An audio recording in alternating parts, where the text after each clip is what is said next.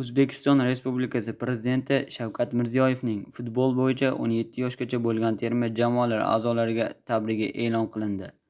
Aziz farzandlarim, 17 yoshgacha bo'lgan o'smirlar o'rtasida Saudiya Arabistoni maydonlarida bo'lib o'tgan nufuzli musobaqada muvaffaqiyatli ishtirok etib, yuksak sovrin Osiyo Kubogini qo'lga kiritganingiz bilan xalqimiz nomidan, o'z nomimdan chin qalbimdan samimiy muborakbod etaman.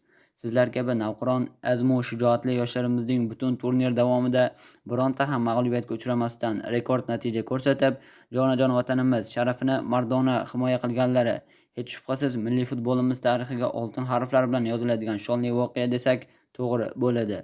Ayniqsa finalda musobaqa mezboni Saudiya Arabistoni kabi g'oyat kuchli jamoaga qarshi keskin bellashuvda turli bosimlarga qaramasdan 11 o'yinchiga qarshi 9 futbolchi shiddatli kurash olib borganingiz chinakam jasorat hamda matonat namunasi bo'ldi. Sizlar namoyon etgan yuksak mardlik va mahorat har qanday tahsinga sazovordir.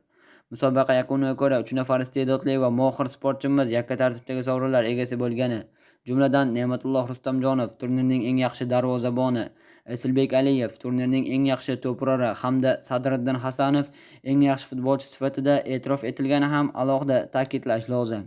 El-yurtimiz sizlarning timsolingizda doimo oldinga intilib yashaydigan, yuksak marralarni zabt etishga qodir yangi O'zbekiston yoshlarining eng yorqin vakillarini ko'radi va sizlar bilan haqli ravishda faxrlanadi.